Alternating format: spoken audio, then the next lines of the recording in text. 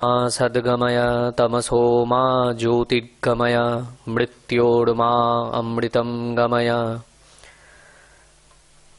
নমস্কার। আজ অধ্যাপক অমরনাথ ভট্টাচার্য এবং মণিরঞ্জন জয়ন্তী সেন স্মারক বক্তৃতা। অধ্যাপক অমরনাথ ভট্টাচার্য 1945 খ্রিস্টাব্দের 1 জানুয়ারি নবদ্বীপের সুবিখ্যাত ভট্টাচার্য পরিবারে জন্মগ্রহণ করেন। হরিদ্বার গুরুকুল বিশ্ববিদ্যালয়ের স্বনামধন্য উপাচার্য অধ্যাপক সুরেন্দ্রনাথ ভট্টাচার্য সপ্ততীর্থ ন্যায়াচার্য এবং সুপ্রভা দেবীর মধ্যম পুত্র ছিলেন অমরনাথ। কলকাতা সংস্কৃত কলেজ থেকে কৃতিত্বের সঙ্গে প্রথম বিভাগে সংস্কৃতে স্নাতক হন 1966 খ্রিস্টাব্দে। পরে 68তে বিশেষ পত্র বেদান্ত সহ সংস্কৃতে এমএ পরীক্ষায় কলকাতা বিশ্ববিদ্যালয় থেকে কলা বিভাগে সর্বোচ্চ নম্বর প্রাপ্ত হন। পরবর্তীকালে বর্ধমান বিশ্ববিদ্যালয় থেকে ডক্টর রমারঞ্জন মুখোপাধ্যায়ের তত্ত্বাবধানে তিনি foundation of theism and Indian approach এই শিরোনামে গবেষণা নিবন্ধের ওপর পিএইচডি ডিগ্রি লাভ করেন। তাঁর কর্মজীবনের সূত্রপাত হয় 1969 খ্রিস্টাব্দে শ্রীরামপুর কলেজে। পরে কলকাতার আশুতোষ কলেজে অধ্যাপক পদে নিযুক্ত হন। 1979 খ্রিস্টাব্দের 8ই মে বর্ধমান বিশ্ববিদ্যালয়ের দর্শন বিভাগে রিডার পদে নিযুক্ত হন। পরে প্রফেসর পদে উন্নীত হয়ে 2009 খ্রিস্টাব্দের 31শে ডিসেম্বর পর্যন্ত এই বিভাগে তিনি অধ্যাপনা কর্মে ব্যাপৃত থেকে অবসর গ্রহণ করেন। এছাড়া তিনি রবীন্দ্রভারতী বিশ্ববিদ্যালয় এবং কলকাতা বিশ্ববিদ্যালয়ের অতিথি অধ্যাপক রূপে দীর্ঘকাল যুক্ত ছিলেন। যাদবপুর বিশ্ববিদ্যালয়ে স্বল্পকালের জন্য ভিজিটিং প্রফেসর রূপে নিজ দায়িত্ব পালন করেছেন। 14 জন গবেষক গবেষিকা তাঁর তত্ত্বাবধানে পিএইচডি ডিগ্রি লাভ করে নিজেদের সম্মানিত করেন। এছাড়া বিভিন্ন পত্রপত্রিকায় প্রকাশিত মূল্যবান গবেষণামূলক নিবন্ধসমূহ তাঁর পাণ্ডিত্যের প্রকাশ ঘটিয়েছে। অধ্যাপক অমরনাথ ভট্টাচার্য 1968 খ্রিস্টাব্দে কলকাতা বিশ্ববিদ্যালয় থেকে ক্যালকাটা ইউনিভার্সিটি স্বর্ণপদক ছাড়াও হেমচন্দ্র গোস্বামী, খান্তমণি নগেন্দ্রনাথ, গোলকচন্দ্র ঘোষ এদের নামাঙ্কিত স্বর্ণপদক, নকুলেশ্বর ব্যানার্জি নামাঙ্কিত রৌপ্য পদক, 1966 খ্রিস্টাব্দে প্রশান্ত কুমার সর্বাধিকারী নামাঙ্কিত স্বর্ণ পরিবৃত রৌপ্য পদক এবং বিবিধ অর্থ পুরস্কার প্রাপ্ত হন। 2019 খ্রিস্টাব্দে কলকাতা বিশ্ববিদ্যালয় থেকে স্বামী বিবেকানন্দ স্বর্ণপদক লাভ করেন। বিভিন্ন সময়ে শাস্ত্রার্থ বিচারে প্রবৃত্ত হয়ে বহুবার বিদ্বৎ সমাজে তিনি সমাদৃত ও পুরস্কৃত হন। অধ্যাপক ভট্টাচার্যের 5খানি অমূল্য গ্রন্থ বিদ্বৎ সমাজে সুবিদিত। এগুলি হল foundation of theism and Indian approach, descriptive catalogue of Sanskrit manuscripts 2 volumes, Dashashloki Mahavidya Sutra, Hastamalaka, গৌড়পাদের দর্শন। এই মহাপ্রাণের জীবনে জ্ঞান, কর্ম ও ভক্তির ত্রিবেণী সঙ্গম ঘটেছিল। শাস্ত্রনিষ্ঠা, শ্রদ্ধা, নিয়মানুবর্তিতা এবং ছাত্রবাৎসল্য প্রভৃতি গুণ ছিল তাঁর অঙ্গভূষণ। আর অন্তর্জগতে তিনি ছিলেন অধ্যাত্ম সাধক। কর্তব্য সাধনে কঠিন হলেও তাঁর হৃদয়বৃত্তি ছিল কুসুম কোমল। এছাড়াও অধ্যাপক অমরনাথ ছিলেন সাত্ত্বিক আহারী, সপাকী এবং একনিষ্ঠ মাতৃসেবী। প্রত্যুৎপন্ন মতিত্ব ছিল তার সহজাত। তাঁর সাহচর্যে ও উপদেশে অসংখ্য পথভ্রষ্ট খুঁজে পেয়েছে আপন পথের সন্ধান। নিয়তির নিষ্ঠুর পরিহাসে কোভিড-19 অতর্কিত আক্রমণে সহসা এই মহাজীবনের জীবনদ্বীপ নির্বাপিত হয় 2021 খ্রিস্টাব্দের 6ই মে। এই স্মারক বক্তৃতা অধ্যাপক অমরনাথ ভট্টাচার্যের সঞ্চিত অর্থ থেকে মৃদুলা ভট্টাচার্য সহ তার ছাত্রছাত্রীদের পৃষ্ঠপোষকতায় সুআয়োজিত। আমরা তার ছাত্রছাত্রী যারা উপস্থিত রয়েছেন রামকৃষ্ণ মিশন ইনস্টিটিউট অফ কালচারের পক্ষ থেকে তাদের সাদর সম্ভাষণ এবং শুভেচ্ছা জানাই। মণিরঞ্জন জয়ন্তী সেন বর্তমান বাংলাদেশের খুলনা শহরে বিশিষ্ট ধনী আইনজীবী নগেন্দ্রনাথ সেন ও শৈলবালা দেবীর নবম সন্তান মণিরঞ্জন সেনের জন্ম 20 অগস্ট 1918 খ্রিস্টাব্দে। দেশপ্রেমিক আইনজীবী নগেন্দ্রনাথ ব্রিটিশ ভারতে বেশ কয়েক বৎসর জেলে ছিলেন। কোনো কোনো সময় সস্ত্রীক জেলও খেটেছেন। সমাজসেবক নগেন্দ্রনাথ সেন দরিদ্র সেবা, এমনকি তাঁর প্রাসাদ ও প্রমাণ বাড়িতে খুলনা শহরে আগন্তুক বিশেষ করে বাংলার বিভিন্ন প্রান্ত থেকে আসা ছাত্রদের পরীক্ষার সময় থাকার ব্যবস্থা করেছেন। জাতীয় কংগ্রেস নেতাদের সঙ্গে খুলনা জেলার অসীম সাহসী ও জেলার প্রধান হিসাবে নগেন্দ্রনাথ দেশের কাজ করেছেন। এই পরিবেশে মনিরঞ্জন বড় হয়েছেন এবং স্বাবলম্বী মানুষ ছিলেন। বাণিজ্য বিভাগে মনিরঞ্জন প্রথম বিভাগে স্নাতক হয়ে ব্যাংক কর্মী হিসাবে যোগদান করেন এবং মধ্যে ভারত স্বাধীন হয়। ভারত স্বাধীন হওয়ার আগেই পিতা নগেন্দ্রনাথ সেনের মৃত্যু হওয়ায় তাঁরা সকলে কলকাতায় চলে আসেন। মনিরঞ্জন পিতার মতো নিষ্ঠাবান ও কংগ্রেস কমিটির সদস্য ছিলেন। সমাজের দরিদ্র মানুষের উন্নতি ও যথাযথ খাদ্য বন্টন, শিক্ষা বিস্তারে কাজ করেছেন। বয়স্কদের মধ্যে শিক্ষা বিস্তারের জন্য মনিরঞ্জন বিনামূল্যে সান্ধ্যকালীন ক্লাস নিতেন। কংগ্রেসকে অর্থ সাহায্য করতে না পারলেও বহু মানুষকে এইভাবে ভাবিত করতে তিনি পেরেছিলেন। তাঁর কাকা সত্যেন্দ্রনাথ সেন সংস্কৃত পণ্ডিত, লেখক ও অধ্যাপক ছিলেন। মনিরঞ্জন সেন ৩রা মে ২০১৭ খ্রিস্টাব্দে আমাদের সকলকে ছেড়ে অমৃতলোকে যাত্রা করেন। জয়ন্তী সেন। মনিরঞ্জন সেনের পত্নী জয়ন্তী সেন ২৪শে নভেম্বর ১৯২৪ খ্রিস্টাব্দে বর্তমান বাংলাদেশের যশোর জেলায় জন্মগ্রহণ করেন। জ্যোতির্ময় দাশগুপ্ত ও বিভা দেবীর তৃতীয় সন্তান জয়ন্তী। তিনি যশোর জেলার কালিয়ার বিখ্যাত দেওয়ান বাড়ির কন্যা ছিলেন। জয়ন্তী সেন মনিরঞ্জনের সুযোগ্যা সহধর্মিণী ছিলেন। ভক্তিমতী ও সাংস্কৃতিক মনোভাবাপন্ন জয়ন্তী সে অর্থে শিক্ষিতা না হলেও বুদ্ধিমতী, পরোপকারী ও সরল মনের অধিকারিণী ছিলেন। শ্রী শ্রী মা তার আরাধ্যা দেবী ছিলেন। জয়ন্তী সেন ৭ই অগস্ট ২০১৬ খ্রিস্টাব্দে রামকৃষ্ণ লোকে যাত্রা করেন। মনিরঞ্জন জয়ন্তী সেন স্মারক বক্তৃতা শ্রীমতী চিত্রলেখা সেন, শ্রী নিখিলেশ গোবিন্দ সেন ও নাতি শ্রী ইন্দ্রজিৎ সেনের পৃষ্ঠপোষকতায় সুআয়োজিত। আমরা এদের সকলকেও সম্ভাষণ এবং স্বাগত জানাই। আজ অধ্যাপক অমরনাথ ভট্টাচার্য এবং মনিরঞ্জন জয়ন্তী সেন স্মারক বক্তৃতা প্রদান করবেন। অধ্যাপক দেবব্রত দাস, তার বক্তৃতা সম্পর্কে আমরা সম্যকরূপে অবগত আছি। তিনি বিশিষ্ট বক্তা এবং গবেষকও বটে। আজ তার আলোচনার বিষয় হিংসা, ধর্ম সংকট এবং অনুক্রোশ। রামকৃষ্ণং জগদ্গুরুম পাদপদ্মে তরো শ্রিত্বা প্রণমামি মুহুর্মুহুঃ। রামকৃষ্ণ মিশন ইনস্টিটিউট অফ কালচারের অধ্যক্ষ স্বামী সুপর্ণানন্দজি মহারাজ, তিনি আজকে ওই পেছনে বসে আছেন। তাকে সহ সকল বরিষ্ঠ সন্ন্যাসী ব্রহ্মচারী মহারাজদের প্রণাম জানাই, নমস্কার জানাই। প্রতিষ্ঠানের সকল কর্মী ভাইদের, প্রতিষ্ঠানের সাথে যুক্ত সবাইকে কৃতজ্ঞতা জানাই। এই স্মারক বক্তৃতার যারা আয়োজক, তাদের সহ মিশন কর্তৃপক্ষকে আজকের আলোচনার এই সুযোগ করে দেবার জন্য শ্রদ্ধা নমস্কার আপনাদের সবাইকে। আজকের আলোচনার 1 ঘন্টা আমি বলবো, 6:10, 7:10। আজকের আলোচনার 3টে ভাগ। প্রথম ভাগে হিংসা, এটা একটু দীর্ঘ। তারপর এসেছে ধর্ম সংকট এবং সবশেষে অনুক্রোশ। একে আলোচনা বলবো না, বরং মহাভারত নিয়ে সুদীর্ঘ সময় সামান্য নাড়াচাড়া করতে গিয়ে সাম্প্রতিক প্রেক্ষিতে কিছু প্রশ্ন স্বাভাবিকভাবেই উঠে আসে। সেই প্রশ্নই আপনাদের কাছে এক এক করে তুলে ধরছি। এক কুশলী কথাকারের মতো মহাভারত, লক্ষ্য করবেন, কোনো নির্দিষ্ট সলিউশন দেয় না। প্রশ্ন তুলে ধরে, প্রশ্ন করতে শেখায়। আমরাও আপনাদের কাছে কিছু প্রশ্ন রাখব। মহাভারতের কথা তো একটু মন দিয়ে আগ্রহ নিয়ে শুনুন। মহামতি পণ্ডিত প্রবর অনন্তলাল ঠাকুর মহাশয় পড়াশুনোর ফাঁকে আমাদের একখানি গল্প শুনিয়েছিলেন।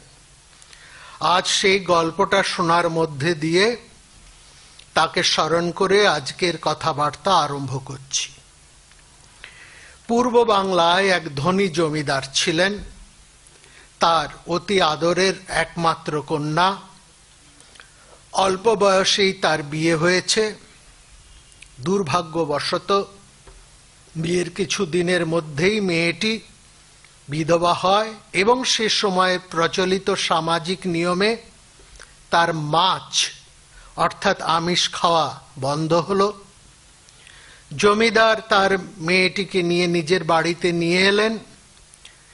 নিয়ে তো এলেন, কিন্তু এখানেও একই ব্যাপার। যে মেয়ে মাছ ছাড়া ভাত খেতে পারত না, সে এখন অন্য সবার খাবার সময় আড়ালে খায়। বাড়িতে সোল্লাসে মাছ মাংস আমিষ খাবার সবাই খাচ্ছে, একমাত্র মেয়েটি বাদে। সে দিন দিন শুকিয়ে যাচ্ছে। সব দেখে শুনে জমিদার মশাই একজন মান্য পণ্ডিতকে বাড়িতে বহু দক্ষিণা দিয়ে নিয়ে এলেন।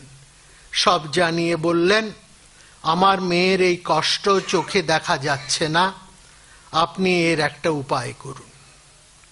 পণ্ডিত মশাই বেশ কদিন রাজকীয় ব্যবস্থায় থেকে অবশেষে একটি ব্যবস্থাপত্র লিখে দিলেন। ইল্লিশ খল্লিশশ্চৈব রোহিত চিঙ্গ পুণ্টিকা দেশ ধর্মানুসারে পঞ্চমৎসা নিরামিষা। পূর্ববঙ্গের দেশ ধর্ম অনুসারে ইলিশ, খোলসে, রুই, চিংড়ি আর পুঁটি নিরামিষ মাছ, এগুলো পূর্ববঙ্গেই বেশি পাওয়া যায়। ছোট মাছের বিধান যদি হলো, তবে বড় মাছই বা বাদ যায় কেন? অতএব পরের বিধান এলো, ভেটকি, মাগুর, শোল, চিতল, সেগুলো কেন বাদ যাবে? বিধান হলো বার্তাকু সহযোগেন সর্বে মৎসা নিরামিষা। বার্তাকু মানে বেগুন, সহযোগে সব মাছই নিরামিষ। এটাকে নিছক গল্প হিসেবে নেবেন না প্লিজ। বিখ্যাত পণ্ডিত স্মৃতিশাস্ত্রকার রঘুনন্দন, যিনি চৈতন্যদেবের সমসাময়িক, তিনিও বাংলার ব্রাহ্মণদের সেদ্ধ চাল ও সব রকম মাছ ও মাংস খাবার বিধান দিয়েছেন। ভালোই করেছেন। ভবদেব ভট্ট একই বিধান দিয়েছেন। দেখুন, সমাজ ধর্মের এই উদারতা কিন্তু মহাভারতেই রয়েছে। মহামতি ভীষ্মের জবানিতেই আমরা সেটা পাই। ধর্ম এষ পররাজন স্বয়ং মুক্ত স্বয়ম্ভুবা। আজকের বিষয় হিংসা, ধর্ম এবং অনুক্রোশ। এই প্রসঙ্গে এই প্রারম্ভিক গল্পটির সূত্র কোথায়, সেটা আলোচনার শেষে স্পষ্ট হবে। মহাভারত মহাপুরাণ, তার আরম্ভই হচ্ছে হিংসা দিয়ে। ধর্মপালক, প্রজাপালক মহারাজ পরীক্ষিতের মৃত্যুর প্রতিশোধ অর্থাৎ পিতার হত্যার প্রতিশোধ নেবার জন্য পুত্র জনমেজয় ঋষি উতঙ্কের সাহায্যে শত শত সর্পকে, আমরা বলবো সর্প জাতিকে, এখন এই যে নাগ জাতি, এদেরকে আগুনে পুড়িয়ে মারার উদ্দেশ্যে এক বিশাল সর্পনিধন যজ্ঞের আয়োজন করেছেন। সেখানে বসেছে আসর, আরম্ভ হয়েছে জ্ঞাতি দ্বন্দ্বমূলক আখ্যান বিস্তার, ভারত কথার আসর। সমগ্র মহাভারতে এই অসূয়া, হিংসা, দ্বন্দ্ব, প্রতিশোধ ইত্যাদি ঘটনার ঘন ঘটা। ইন্দ্রপ্রস্থের রাজ সিংহাসনে অভিষিক্ত হবার সময় হতে জরাসন্ধ বধের মধ্য দিয়ে একের পর এক আগে পরের হিংসা, যুদ্ধ, ক্রূরতা। কুরুক্ষেত্রের যজ্ঞবেদিতে সহস্র সহস্র প্রাণের আহুতি। সৌপ্তিক পর্বে ভয়ঙ্করতম নিঃশৃংস ঘটনা প্রতিহিংসা। এর মধ্যেই আমরা শুনি ভগবদ গীতা। তারপর আবার অশ্বমেধ যজ্ঞ, সেখানে উচ্চারিত হয় অনুগীতা। বিপুল হিংসার পাশাপাশি একই সঙ্গে ধ্বনিত হয় অহিংসার বাণী। মহাভারতে অহিংসা শব্দটি লক্ষ্য করবেন সর্বমোট গুণে গুণে 54 বার উল্লেখিত হয়েছে। হিংসার পাশাপাশি মহাভারতে বৈধ হিংসার কথাও উচ্চারিত হয়েছে, হিংসা এবং বৈধ হিংসা। যেমন শুনি মা হিংসাত সর্বভূতানি, কাউকে হিংসা করো না, কিংবা অহিংসা পরমো ধর্ম, তেমনি এও পাই, মহাভারতেই পাই হিংসা বেঁচে থাকার শর্ত। জগতে অহিংসক কেউই নেই, নাস্তি কশ্চিৎ অহিংসক। ধর্মবেদ অহিংসার কথা বলার সাথে বৈধ হিংসার কথাও বলেছেন।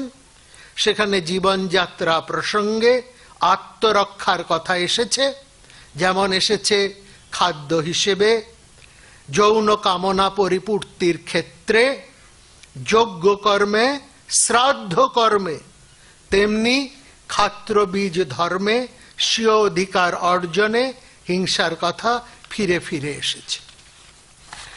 লোভজ, ক্রোধজ, মোহজ, এই 3 ধরনের হিংসার পাশাপাশি মহাভারত যে হিংসাকে সবচেয়ে ভয়ঙ্কর বলেছে সেটি বাচিক হিংসা।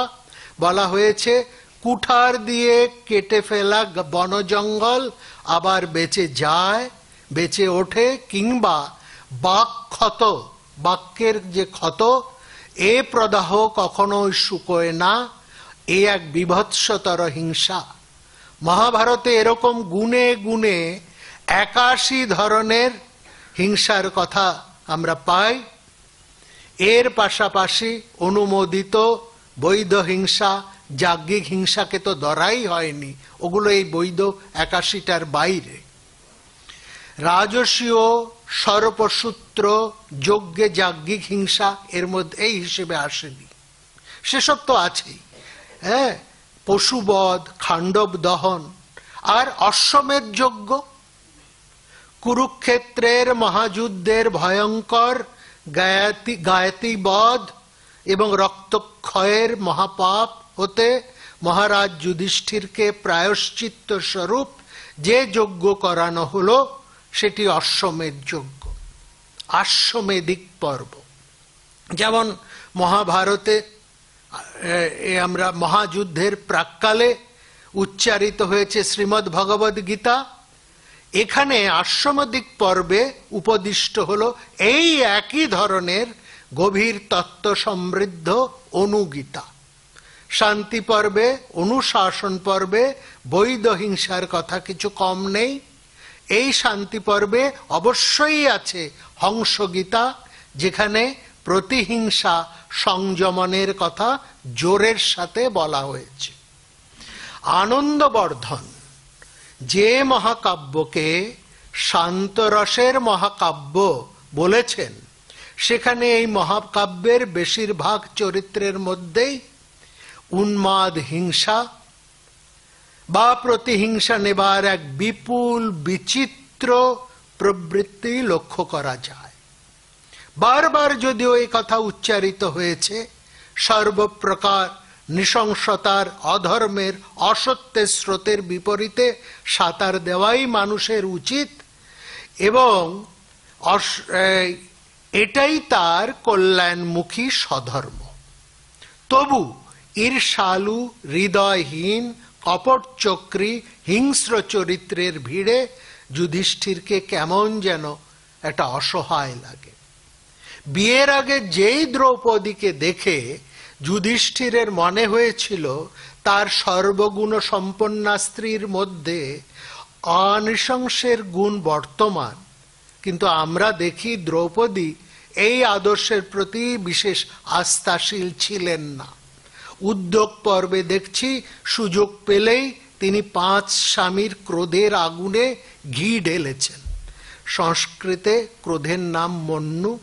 বলা হয়েছে ক্রোধ বা মন্যু এক মহারিপু, যেখানে সেই মহাভারতে দ্রৌপদী বারবার ধ্রুবপদের মতো কস্মাৎ মন্যনবর্ধতে, আপনার ক্রোধ কেন বাড়ছে না, আপনি কেন চটে উঠছেন না, বলে ভাইদের কথা বলে যুধিষ্ঠিরকে ভর্ৎসনা করছেন। দ্রৌপদী বলছেন মহাপরাক্রমশালী অর্জুনকে দেখে, এই বনে বনে ভিখারির মতো ঘুরতে দেখে আপনার ক্রোধ কেন বাড়ছে না? ভীমসেনকে পাচক কর্ম করতে দেখে আপনার ক্রোধ কেন বাড়ছে না? আপনার কেন ভয়ঙ্কর রাগ হচ্ছে না? হ্যাঁ, নকুল এবং সহদেব যাদের দুঃখ পাবার কথাই নয়, তাদের এত কষ্ট পেতে দেখো আপনার ক্রোধ অর্থাৎ মন্য কেন বাড়ছে না? বারবার যেন যুধিষ্ঠিরের ক্রোধ নামক রিপুটির গোড়ায় তিনি জল ঢেলে যাচ্ছেন, জল সেচন করছেন। তিনি ক্ষত্রিয় কথাটির ব্যুৎপত্তিও শোনালেন ওই একই প্রসঙ্গে। শত্রুর ক্ষতি এবং খরণ যে করে সেই ক্ষত্রিয়, যার ক্রোধ নেই অর্থাৎ মন্যু নেই, সে ক্ষত্রিয়ই নয়, অতএব যুধিষ্ঠির ক্ষত্রিয় নয়।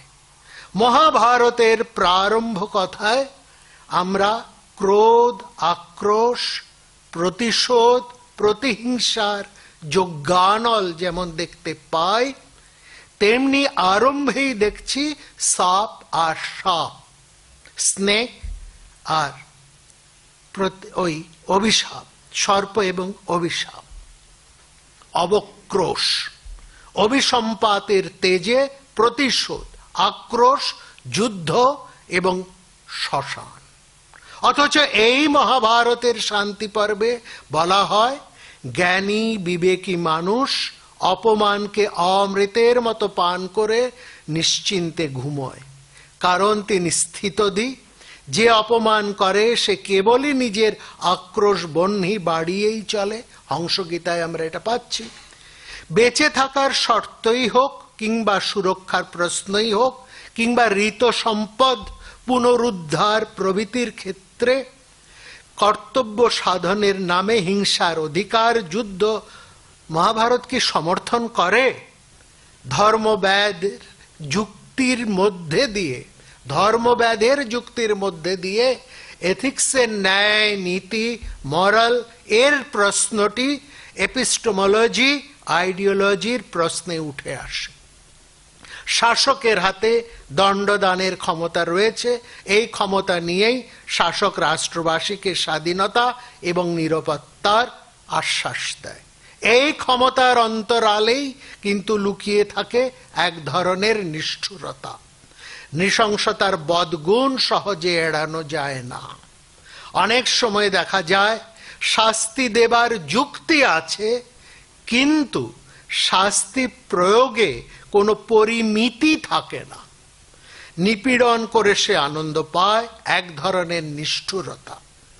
জার্মান দার্শনিক ফ্রেডরিক নিটসে তার বিখ্যাত বই দাস স্পোক জারাথুস্ট্রাতে, এবং ফরাসি দার্শনিক, আপনারা তাকে আরো ভালো চেনেন, জাঁ দেরিদা, তার বিখ্যাত লেখা ইম্পসিবল বিয়ন্ড এ সোভারিং ক্রুয়েলিটি, এই দুটো গ্রন্থের মধ্যেই আমরা কম বেশি একটা গুরুত্বপূর্ণ মারাত্মক কথা পাই। প্রায় একই ধরনের কথা তারা বলছেন, এবং সেটা বলছেন এই যে নিষ্ঠুরতা, এই নিষ্ঠুরতার পেছনে রয়েছে ঋণের যুক্তি, ঋণ, ডেট, যা এক নির্বিশেষভাবে মিশে যায় অন্যায় এবং অপরাধের সঙ্গে।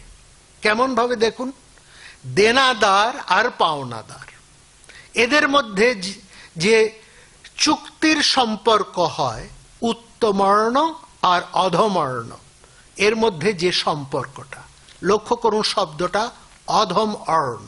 অর্ণ শব্দের অর্থ জল, অর্ণব সমুদ্র। হ্যাঁ, অধম অর্ণ মানে জল অচল, তার মানে যে ধার নেয় সে কি অপাঙ্ক্তেও সমাজে জল অচল করে তাকে একরকম ঠেলে রাখার একটা ভাবনা কি ওই শব্দটার মধ্যে আছে? একটু ভাবুন। তা এই যে সম্পর্ক, এই সম্পর্কের মধ্যে থাকে চুক্তি বা কন্ট্রাক্ট, যেখানে অবধারিতভাবে সমাজ, রাষ্ট্র, দেনাদার বা অধমর্ণের একটা বৈধ বিষয় এসে যায়। এর মধ্যে দেনাদার বা অধমর্ণের থাকে দেনা মেটানোর একটা প্রতিশ্রুতি। দেনাদার যখন প্রতিশ্রুতিবদ্ধ হয় তখন চুক্তি চুক্তির প্রতিটি শর্ত তাকে জানতে হয়, মানতে হয়। ফলত ঋণ পরিশোধে অক্ষম হলে সেখানে মারাত্মক ক্ষতিপূরণের শর্ত থাকে। আমরা জানি ব্যাংক থেকে লোন নিলে শোধ না করলে বাড়িতে গুন্ডা আসে। এই প্রতিজ্ঞা প্রতিশ্রুতি খেলাপের যে শাস্তি, মানসিক এবং শারীরিক যন্ত্রণা যা পাওনাদার নির্মমভাবে দেয় ঋণ গ্রহীতাকে, এখানেই থাকে নিষ্ঠুরতা। এই নিষ্ঠুরতা বা ক্রুয়েলিটি শব্দটি এসে ক্রুয়েল থেকে, যার অর্থ আমি রক্তাক্ত হই, আহত হই। যার এই শেক্সপিয়ারের দ্য মার্চেন্ট অফ ভেনিস, সেখানে দেখুন ঋণ অপরিশোধের খেসারত হয় 1 পাউন্ড মাংস। যেমন তেমন বাইরে থেকে কিনে দেওয়া খাসির, ঘোড়ার, পাঁঠার মাংস নয়, নিজের শরীরের থেকে কেটে দিতে হবে 1 পাউন্ড মাংস। লক্ষ্য করুন, এখানে রাষ্ট্রের সমর্থন, আইনের বৈধতা, এমনকি সামাজিক অনুমোদনও সে পেয়ে যায়। আইন স্মার্ত হয় মাংসে, রক্তাক্ত যন্ত্রণায়। ওলন্দাজ দার্শনিক বারুক স্পিনোজা একেই বলেছেন নিষ্ঠুরতার অনুমোদন। ফ্রেডরিক নিটসের ভাষায় নৃশংসতার বাষ্প, অন্যকে যন্ত্রণা দিয়ে এক ধরনের আত্মসুখ। মহাভারতে এই ঋণের ছবি স্পষ্টভূত। মহাভারতকে আমরা ঠিক এই দিক থেকেও ব্যাখ্যা করতে পারি। যে কোনো আলোচনা করলে সমগ্র মহাভারতকে নিয়ে আসা যায়, ঘন্টার পর ঘন্টা বলা যায় যে কোনো একটি দিক থেকে। প্রথমটি পাণ্ডবদের দাসত্বের ঋণ পরিশোধের চিত্র, দ্বিতীয়টি ভীষ্ম, দ্রোণ, কৃপ 3 কুরু বৃদ্ধের কুরুগৃহে অর্থ ঋণ, অন্ন ঋণ শোধের চিত্র। এই ঋণ শোধ করতে যুদ্ধ অনিবার্য হয়ে পড়ে। পাশাকালায় হেরে গেছেন, তাদের দাসত্বের ঋণ আর ওদের অন্ন ঋণ। ফিরে আসা যাক ঋণের যুক্তিতে। নিষ্ঠুরতার পেছনে ঋণের যে যুক্তি, অর্থের ঋণ, অন্নের ঋণ, জমির ঋণ। পাণ্ডবদের দাসত্ব ঋণে তাদের লাঞ্ছনা, রাজ্য সম্পদ হারানো এবং দ্রৌপদীর চরম অসম্মান। অন্যদিকে 3 জন কুরুবৃদ্ধই কবুল করেন কৌরবদের অর্থ অন্ন ঋণে তারা আবদ্ধ। সময় বা কালই কিছুই তাদের হাতে নেই। যুদ্ধ সেই দেনা মেটানোর একমাত্র অনিবার্য উপায়, ঋণ পরিশোধের প্রতিশ্রুতি। এর মধ্যেই কিন্তু লুকিয়ে আছে হিংসা। সময় বা কাল ভয়ঙ্কর হিংস্র হয়ে ওঠে, প্রতিশোধের আগুন দাও দাও করে জ্বলে ওঠে, হিংসা বর্ধিত হয় সর্পিল গতিতে। কুরুক্ষেত্রের যুদ্ধ শেষে কুরুরাজ দুর্যোধন দেখবেন উরুভঙ্গ হয়ে পড়ে আছেন দৈপায়ন হ্রদের তীরে, মৃত্যুর সাথে তিনি যুদ্ধছেন। অন্যদিকে একই সময়ে চলছে অশ্বত্থামা, কৃপাচার্য এবং কৃতবর্মার নির্বিচার হত্যালীলা। এখানেও একই ঋণ শোধের অনিবার্যতায় ঘৃণ্যতম যুদ্ধ। ওই অশ্বত্থামাও ঋণ শোধ করছেন, কৃপাচার্যও করছেন, কৃতবর্মাও করছেন, ওই ঘৃণ্যতম উপায় নিয়ে। এক বিনষ্টি হতে আরেক মহাবিনষ্টি। সর্বশেষে সর্বনাশা হিংসার লক্ষ্য হয়ে দাঁড়ায় এক রমণীর জঠর গর্ভ। অশ্বত্থামার অস্ত্র ব্রহ্মশির নিক্ষিপ্ত হয় অভিমন্যুর পত্নী উত্তরার গর্ভের দিকে। পাপাত্তা দুর্যোধনের মৃত্যু এবং শিশুঘাতী হিংস্র অশ্বত্থামা মণিহারা হলে পুত্রহীনা দ্রৌপদী কান্নাভরা কণ্ঠে বলে ওঠেন, নিহত পুত্রদের কাছে এতদিনে আমি ঋণ শূন্য হলাম, কেবল নিহতাম। আক্রোশ, হিংস্রতা, যুদ্ধ, মৃত্যু এসবের মধ্যে দিয়ে ঋণ শূন্য হবার কি করুণ হাহাকার। আমরা দেখলাম রাষ্ট্রের সম্মতি সাপেক্ষে কোনো এক ফলপ্রসূ ন্যায়ের পক্ষ নিয়ে এই হিংসার প্রতর্ক রচিত হয়েছে। 2, আর এই হিংসাময় আক্রোশই সৃষ্টি করে ধর্ম সংকট। হিংসার থেকে আমরা ধর্ম সংকটে আসছি। তার আগে ছোট করে জেনে নিই মহাভারত ধর্ম সম্পর্কে কি বলেছেন। মহাভারতের উপর বই আছে, খুব চমৎকার করে তিনি ওখানে লিখেছেন। মহাভারত পরিষ্কার করে বলেছে, অন্যকে এমন আঘাত করা উচিত নয় যা নিজের কাছে অসহনীয়। যে উপায় অবলম্বন করলে মানুষ আর্যচিত সজ্জন পথ হতে সরে যায় না। সর্বপ্রকার শৃঙ্খলা, ন্যায় এবং সর্বাধিক মঙ্গল ভাবনাই হচ্ছে শ্রেয় ধর্ম। আবার এমনও হতে পারে যেটা ব্যবহারিক দিক থেকে ন্যায় নীতির মতন শোনাচ্ছে না, বরঞ্চ তাতে কিঞ্চিত অন্যায় আছে, মিথ্যা আছে, কিন্তু তা মানুষের মঙ্গল হিত বিধান করে, সেটাই ধর্ম। ধর্ম আসলে এক নিরন্তর মানসিক পরিশীলন। মহামতি মনু খুব চমৎকার ভাবে উয়ের ডিবি তৈরি করার মতন এই উদাহরণ দিয়েছেন। বলছেন নিরন্তর অনুশীলন, প্রতিদিনের কথা, একটু একটু করে মাটি জমিয়ে উয়ের ডিবি তৈরি করার মতো। কিন্তু সবচেয়ে গুরুত্বপূর্ণ কথাটি হলো কেউ যেন উৎপীড়িত, নিগৃহীত, লাঞ্ছিত না হন। কোনো প্রকার জোর জুলুম জবরদস্তি চলবে না। কিন্তু এত যে ধর্ম কথা, হিংসা না করার কথা বলা হলো, তা জীবনে অনুশীলনে মহামন্ত্রের মতো শোনালেও বাস্তব জীবন সেভাবে চলে না। রাজধর্ম তো চলেই না, আর এখানেই ধর্ম সংকট সৃষ্টি হয়। লক্ষণীয়, এই ধর্ম সংকট বিষয়টি বলবান ক্ষমতাবানের সৃষ্টি। এর উদাহরণ রয়েছে মহাভারতে, রয়েছে রামায়ণে। মহাভারতে একটু জটিল, রামায়ণে সহজ উদাহরণ। মহাভারতের বহু উদাহরণের মধ্যে সেরা উদাহরণ দ্রৌপদীর বস্ত্রহরণ। প্রাজ্ঞজাজ্ঞ সেনী দ্রৌপদী খুব ভালো বুঝেছিলেন ন্যায়ত তাকে কোনোভাবেই সভায় টেনে আনা সম্ভব নয়। স্বামী যুধিষ্ঠিরকে উদ্দেশ্য করে তিনি দুর্যোধনের দূতকে সজোরে বলেছিলেন, আগে গিয়ে সেই জুয়াড়িকে জিজ্ঞেস করো যে পাশা খেলায় বা পাশা খেলার সময় আগে সে নিজেকে পণ রেখে হেরেছে এবং তারপর আমাকে পণ রেখেছে, নাকি আমাকে পণ রেখে হারার পর নিজেকে পণ রেখে হেরেছে।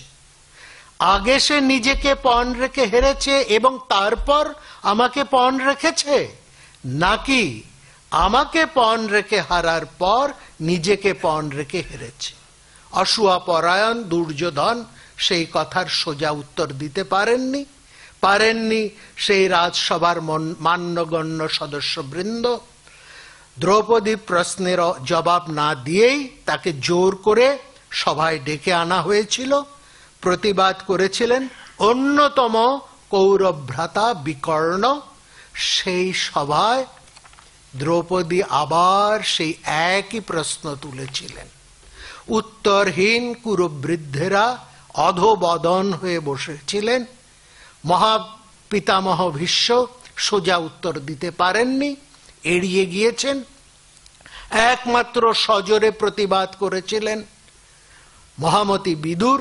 তিনি বলেছিলেন, সকল রাজ সদস্যবৃন্দ, আপনারা নিশ্চুপ থেকে প্রতিবাদ না করে ধর্মকে কিন্তু পিষে মারছে। সভ্যা ধর্মস্ত্র পীড্যতে।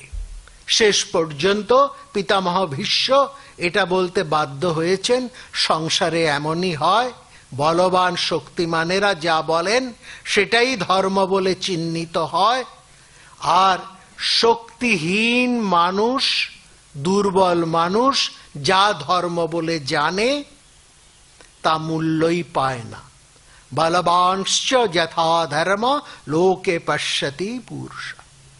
সভা পর্ব হতে সৌপ্তিক পর্ব পর্যন্ত যার বিস্তার, সৌপ্তিক মানে ঘুমন্ত, যেখানে মানুষের বিবেক ঘুমিয়ে থাকে। এটাই হয়, এমনই হয়। ক্ষমতাবান রাজনৈতিক শক্তি অন্যায়কেও ন্যায় বলে হামেশাই চালিয়ে দেয়। রামায়ণে যেমনটা দেখি বালিবধের ঘটনায়, এটা আমরা দেখলাম হিংসা থেকে ধর্ম সৃষ্টি বা ধর্ম সংকট কেমন ভাবে সৃষ্টি হয়। প্রতিদিনের বাঁচার লড়াইতে সব শ্রেণীর, সব বর্ণের, সব পেশার মানুষকে মৃদু, মধ্য, তীব্র হিংসা আচরণ করতেই হয়। তার ফলে মানুষের শ্রেষ্ঠ ধর্ম, যা উচিত ধর্ম বলে বিবেচিত, সেই অহিংসা নৃশংসতার আচরণের পরিপ্রেক্ষিতে যে একটা ধর্ম সংকট সৃষ্টি হয়, সেটা হয়। এই ধর্ম সংকট আবার অন্যতর আরেকটা বৃহত্তর হিংসার পথ উন্মোচন করে দেয়। দুর্বলের উপর বলবানের যে বলপ্রয়োগ, যাকে বলাৎকার বলা হয়েছে, সেই বলাৎকার কেবল সবলের শারীরিক অত্যাচার মাত্র নয়। বলাৎকার শব্দের মধ্যে স্খলন বিষয়টিও রয়েছে। নিজের ভূমি হতে, ধৈর্য হতে, তপস্যা হতে, মাত্রা হতে, ব্রহ্মচর্য হতে, সাধনচর্যা হতে সর্বপ্রকার স্খলন বলাৎকার। How much violence can a text support? Mahabharata নিয়ে এই প্রশ্নও তো উঠেছে। অতএব কহ পন্থা, কি উপায়, পথ কি? আমরা আসি এবার তৃতীয়টিতে।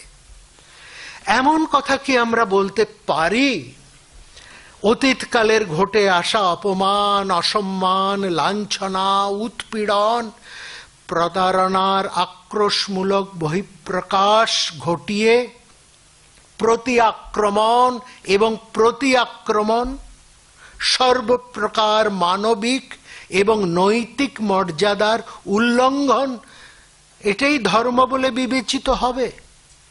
কুরুক্ষেত্রের যুদ্ধের আরম্ভে অর্জুনের যুদ্ধ বিমুখতা কিন্তু কোনোভাবেই মহাভারতের চরম আদর্শ নৃশংসতার বিষয় নয়। সেখানে ছিল দ্বিধা দ্বন্দ্ব। অর্জুন এই দ্বিধা দ্বন্দ্বের শিকার, যারা এই মুহূর্তে অনেকেই তাদের লেখায় এই ভগবদ গীতাকে যুদ্ধের প্রয়োজনীয় সমর্থন বা প্রবল অনুপ্রেরণা, প্রোৎসাহন বলে মনে করেন, বলবো তারা গীতাকে সঠিকভাবে অনুধাবন করতে পারেননি। আর পারেন না বলেই মহাভারতের মধ্যে বহুবার উচ্চারিত নৃশংস বার্তাটি মহাকাব্যের ঘটনায় কেমন যেন ক্লিশে হয়ে যায়, যেখানে বারবার তিতিক্ষা, সহনশীলতা, সহিষ্ণুতা, ঔদার্য এসব যেন কাপুরুষতার নিদর্শন হয়ে দাঁড়ায়। বিশেষ করে যাজ্ঞসেনী, দ্রৌপদী, ভীম, ধৃষ্টদ্যম্ন, সাত্যকীর ভাষায় প্রবল সামরিক আগ্রাসী জাতীয়তাবাদ, আধিপত্যবাদ, অন্যের প্রতি বিদ্বেষ একটা বিকল্প হয়ে দাঁড়ায়। সাধারণ মানুষের মধ্যে একটা ন্যাচারাল মেটেরিয়ালিস্টিক আইডিওলজি কাজ করে। সেই দৃষ্টি দিয়ে সে চলমান ঘটমান সবকিছুকে বিশ্লেষণ করে সিদ্ধান্ত নেয়। কিন্তু ভুললে চলবে না, মানুষের মধ্যে উচিত অনুচিত ভাবনা সঞ্জাত এক গভীর আদর্শ বোধও থাকে, যা দীর্ঘকালের আক্রোশকে প্রতিসংহার করে নতুনভাবে ওই নৈতিক এবং আনুশাসনিক দৃষ্টি দিয়ে বিচার করতে শেখায়। সেখানেই পাই স্যাডিজম বা নিষ্ঠুরতা, এবং সেই সাথে আত্মধ্বংসের বিপরীতে এরস বা জীবনের আকাঙ্ক্ষা, মৌল জীবন ভাবনা, নৃশংস পরম ধর্ম। এই ভাবনার উৎস ধর্মবেদের চিন্তায়। যিনি মাংস বিক্রেতা হিসেবে স্বধর্মে স্থিত হয়েও অনৃশংস, প্রবৃত্তি মার্গে অবস্থান করেও অনৃশংসতাকেই জীবনের এবং মননে ঠাঁই দিয়েছেন। এইটি মহাভারতের মূল ধর্ম বা মৌল ভাবনা। অনৃশংস ভাবনা মহাভারত ছাড়া লক্ষ্য করবেন আর কোথাও আগে বা পরে ব্যবহৃত হয়নি।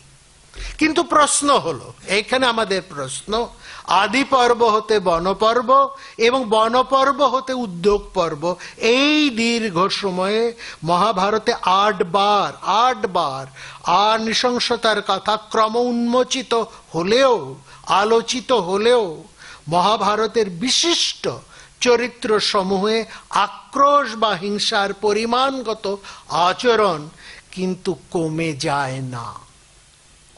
ধর্ম, অর্থ, কাম, মোক্ষের মতো মহাভারতে অহিংস মানুষের জীবনে অন্যতম পুরুষার্থ, এটা তো বলা হয়েছে। কিন্তু তথাকথিত নিয়ন্ত্রণবাদ এবং হিংসাত্মক আগ্রাসী মনোভাব এতটুকু তো কমতে আমরা দেখি না। এবং এই পরিপ্রেক্ষিতেই আজকের আলোচনা, আমরা এই আলোচনার জায়গায় এলাম। নৃশংসতা নিয়ে যখন আলোচনা করছি তখন দেখতে হবে মহাভারত নৃশংস কাকে বলছে। সে অনেককে বলেছে, আমরা গুটি কয়েক আপনাদের কাছে তুলে ধরছি।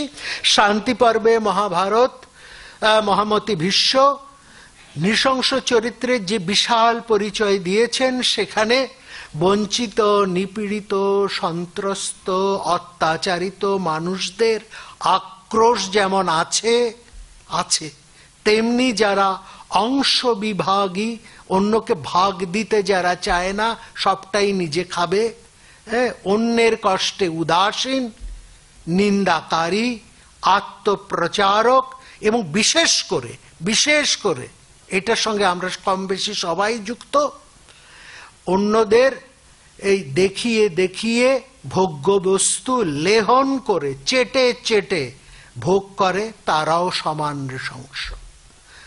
ভর্তৃহরি তার নীতি শতকে বলেছেন, এমন মানুষও নৃশংস যারা কোনোভাবেই নিজেদের লাভ হবে না জেনেও অন্যদের উৎপীড়ন করে এক ধরনের মানসিক আনন্দ উপভোগ করে। এরা কোন ধরনের মানুষ আমরা জানি না। ইয়ে তো জ্ঞাতি নিরর্থকম পরহিতম তে কে না জানি মাহে, আমরা জানি না এরা কোন ধরনের মানুষ। কোনো লাভ নেই তবু অন্যেরকে হিংসে করে যাচ্ছে, অন্যের ক্ষতি করে যাচ্ছে, নিজের কোনো লাভ হচ্ছে না। অনুশোচনাহীন, দুরাচার, অসংযমীদের বাদ দিল, অহমিকা, অন্যের দুঃখের বিষয়ে উদাসীন, হীনমন্যতা, এই যে হীনমন্যতা যা আত্মমর্যাদা বোধের অভাব থেকে জন্মায়, এবং সুযোগ সন্ধানী, এই মনোভাবও নৃশংসতা। আর এত সব সূক্ষ্ম গভীর কারণে মহাভারতীয় সমাজে হয়তো নৃশংসতার প্রভাব আমরা খুঁজে পাই না। এখানে আমরা আপনাদের দৃষ্টি আকর্ষণ করব বনপর্বের একটি কম বেশি জানা কাহিনীর দিকে। কাহিনীর মধ্যে যাব না। নল দময়ন্তী সংবাদ। চতুর্দিকে খুঁজতে নিরুদ্দিষ্ট স্বামী নলের প্রতি অসহায় দময়ন্তী একটি প্রশ্ন ছুড়ে দেন, যে নৃশংসতার কথা আপনি নিজেই আমাকে বলেছিলেন, এমন কি হলো যে নিজেই তা ভুলে গেলেন? পরিশ্রান্ত ঘুমন্ত দময়ন্তীকে একাকী বনের মধ্যে গোপনে নল ত্যাগ করে চলে যাবার পরিপ্রেক্ষিতেই এই প্রশ্ন করেছিলেন দময়ন্তী। একান্তভাবে বিপদের মধ্যে নির্ভরশীল কাউকে গোপনে ছেড়ে যাওয়াও তো এক ধরনের নৃশংসতা। তৎকুরুষ্ব মহেশ্বাস দময়ঙ্গী মহেশ্বর দয়াময়ী নরেশ্বর অনৃশংসং পরো ধর্মস্থ এবহি ময় শ্রুত। এবং তারপরেই যেটা দময়ন্তী বলছেন, আমরাও দেখবেন এই একই ভাষায় কথা বলি। খ্যাত প্রাজ্ঞ কুলীনশ্চ সানুক্রোশ ভবন সদা সংবৃক্ত নিরনুক্রোশ সংকে মত ভাগ্য সংস্কায়া। আপনি কুলীন প্রাজ্ঞ বলে জগতে বিখ্যাত। সুতরাং দময়ন্তী তার স্বামীকে বলছেন, আপনি কুলীন প্রাজ্ঞ বলে জগতে বিখ্যাত, সুতরাং আমি মনে করি আমার ভাগ্য নষ্ট হওয়াতেই মদ ভাগ্য সংস্কায়াত আপনি আমার উপর নিরনুক্রোশ নির্দয় হয়েছে। যেমন উপায়হীনতা হতে আমরা কপালের দোষ, মন্দ ভাগ্য ইত্যাদি বলে থাকি। একটা হতাশার চেহারা এখানে ফুটে উঠছে। নিরনুক্রোশ, অনুক্রোশহীনতা, অনুক্রোশহীনতা, অনুক্রোশের কথায় আসছি। অনৃশংসতার অর্থ যা আমি নিজের প্রতি চাই না তা অন্যের প্রতি কখনোই কামনা করব না। আমরা বহুবার এখানে আলোচনা করে গেছি। আমরা আলোচনার প্রথম ভাগে হিংসা পর্বে দেখেছি পুঞ্জীভূত ক্রোধ আসে, আক্রোশ জন্মায়। পুঞ্জীভূত জমে থাকা ক্রোধ থেকে একটা আক্রোশ তৈরি হয়। আক্রোশ হতে হিংসার জন্ম। বলা হয়েছে কিম অরিভিক্রোধ অস্তি চেত দেহি নাম, যার যে মানুষের মধ্যে ক্রোধ রয়েছে তার আর বাইরের শত্রুর কি দরকার, সে নিজেকেই নিজে শেষ করে ফেলতে পারে। এই কোনোভাবে, এবং সেই মানুষ, সেই আক্রোশ যার মধ্যে আছে, সেই মানুষ যদি কোনোভাবে রাষ্ট্রের শাসকের সমর্থন লাভ করে, তাহলে সেটা তার অধিকারের পর্যায়ে এসে দাঁড়ায়। এই প্রতিশোধ ভাবনা তখন একটা ধর্মের মতন, একটা জুমলা, ধর্মের রূপ ধারণ করে। সে কারণে বিশেষভাবে ক্ষতি সাধক মনোভাব পরিবর্তন জরুরি। ক্রুশ ধাতু নিষ্পন্ন শব্দ হচ্ছে অনুক্রোশ। আক্রোশ শব্দটিও লক্ষ্য করবেন ওই একই ধাতু নিষ্পন্ন শব্দ। ক্রুশ ধাতুর অর্থ রোদন, চিৎকার, ভৎসনা, গাজোয়ারি। অনুক্রোশ শব্দের অর্থ ব্যুৎপত্তিগতভাবে যদি আমরা দেখি, অন্যের কান্নায় কাঁদা, অন্যের কান্নায় কাঁদা, অন্যের দুঃখে দুঃখিত হওয়া, অন্যের কষ্টে ব্যথিত হওয়া, সহানুভূতি, অনুকম্পা, সহমর্মিতা। এখানেই প্রশ্ন, আমরা অন্যকে যন্ত্রণা দিয়ে কাঁদবো নাকি তার যন্ত্রণায় ব্যথিত হয়ে যন্ত্রণা উপশমের চেষ্টা করব? অন্যের জন্য যখন সহৃদয়তা অনুভব করি এবং সেই সঙ্গে সঙ্গে তার যন্ত্রণা লাঘবের জন্য সচেষ্ট হই, তখন আমাদের স্বভাবজাত যে আক্রোশ, যার মধ্যে প্রবল হিংসার বীজ লুকিয়ে থাকে, সেটা নষ্ট হয়ে যায়। সুতরাং কেবল এই নিরামিষ খেলে, প্রাণী হত্যা বর্জন করলে আর নৃশংস হয়ে ওঠা যায় না। যেমন গঙ্গা স্নান করলে মনের মলিনতা, পাপ দূর হয় না, তবে তো জলের মধ্যে পাথরের টুকরো সবারই ব্রহ্মক লাভ করতে পারত।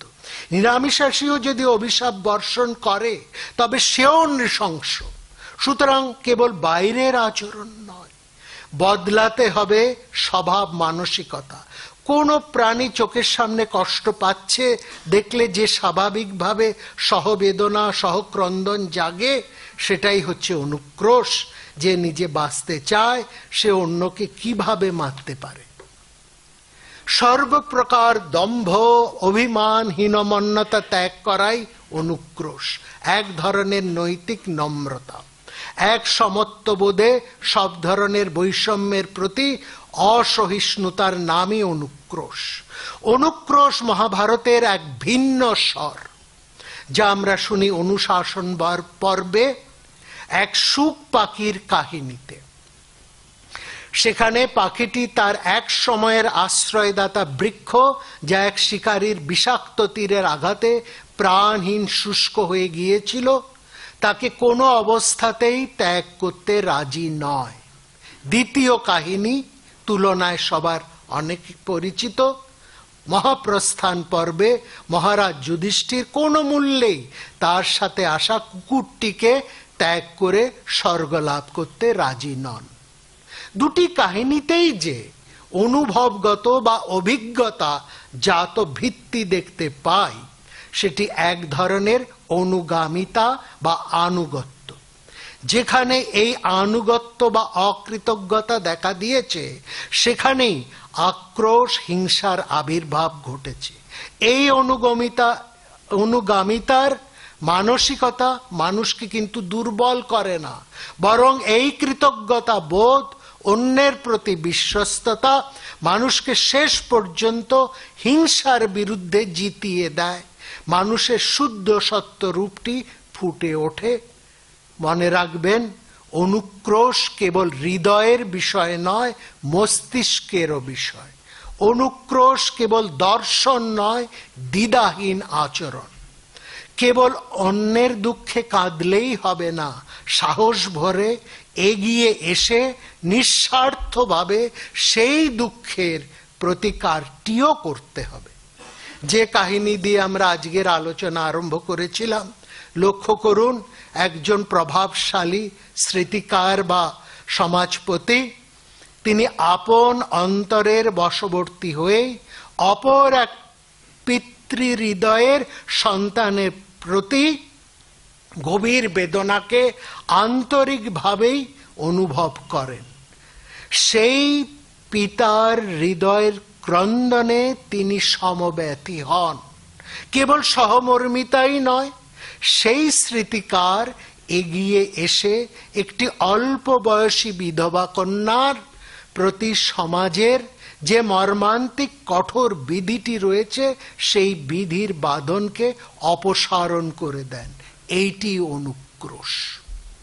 অনুভব, সহানুভূতিশীলতা এবং হিতকল্পে সক্রিয়ভাবে যত্নশীল হয়ে ওঠা, এই চিত্তবৃত্তি পরিবর্তনের মধ্যে দিয়েই একজন মানুষ, একটি সমাজ, একটি জাতি, একটি দেশ ক্রমে ক্রমে অনৃশংস হয়ে ওঠার শক্তি লাভ করে। অনৃশংসতার বীর্য হচ্ছে অনুক্রোশ। আমাদের দুর্গাপূজার প্রাণ প্রতিষ্ঠার মন্ত্রের দিকে একবার আপনারা লক্ষ্য করুন। পূজক সেখানে নিজের প্রাণ শক্তি দিয়ে প্রতিমার বিভিন্ন অঙ্গের প্রাণ প্রতিষ্ঠা করছেন। নিজের চোখের জ্যোতি দিয়ে মহাদেবীর চোখ স্পর্শ করে বলছেন, এই চোখ দিয়ে শতবর্ষর দেখব। পশ্যেম শরদ শতম, শরৎ শরৎ বটে, বছরও বটে। নিজের বাক জ্যোতি দিয়ে দেবীর ওষ্ঠ স্পর্শ করে বলছেন, এই মুখ দিয়ে শতবর্ষর বলবো। বদেম শরদ শতম। এইভাবে প্রাণ হতে প্রাণে, জীবেব শরদ শতম। বাইরের নিখিল বিশ্বকে নিজের মধ্যে অন্তর্ভুক্ত করা, এই প্রাণ প্রতিষ্ঠা খেয়াল করবেন কেবল দেবীর নয়, সা পরিবারাবৈ। সায়ংকালীন সেই বৃহৎ পরিবারের মধ্যে যেমন উষারূপিণী সরস্বতী আছেন, সায়ংকালীন মহালক্ষ্মী আছেন, সিদ্ধিস্বরূপ গণেশ আছেন, আছেন গণনায়ক কার্তিক, তেমনি অসুরও আছেন। অসুরেরও প্রাণ প্রতিষ্ঠা একইভাবে একই মন্ত্রে করা হয়, কেউ বাদ নয়। সুর অসুর, মন্দ ভালোর দ্বন্দ্ব ঘুচিয়ে সবাইকে অন্তর দিয়ে গ্রহণ করা, এখানেই অনুক্রোশের মন্ত্র উচ্চারিত হয় বলেই এটি মহাপূজা। আর পূজা শব্দের অর্থ জানবেন, purification, enlightenment of one's own soul. Pure হলে, এনলাইটেন্ড হলেই একজন অনৃশংস হতে পারবেন। অনেক কথা হলো, শেষ করি মহাভারতের দুটি ঝলক পরপর দেখিয়ে। দুটি ক্রমিক ঘটনা মহাভারত যেমন ভাবে আমাদের দেখাচ্ছে।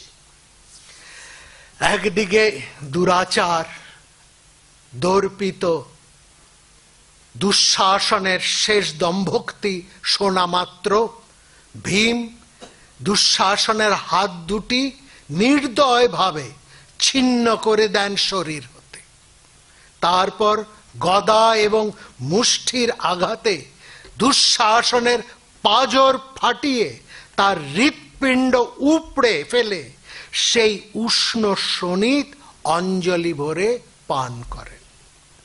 এই বর্ণনার পাশাপাশি মহাভারতের আর একটি ছবি, তীব্র শীতের রাতে আর্ত ক্ষুধার্ত এক পাখি শিকারী ব্যাধের জন্য, তার খাবারের জন্য, খিদে মেটানোর জন্য জ্বলন্ত আগুনে নিজের প্রাণ অসংশয়ে উৎসর্গ করা এক কোপত পাখির কাহিনী।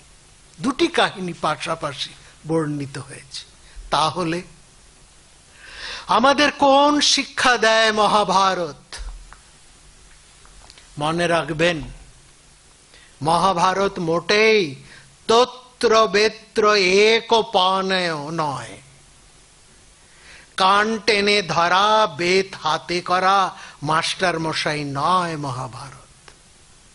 দুরকম কাহিনী শুনিয়ে আমাদের নিজেদেরকেই প্রশ্ন করতে বলছে, কার মতো হব আমরা? দুঃশাসনের মতো, ভীমের মতো, না ওই পাখিটির মতো? ধন্যবাদ, নমস্কার।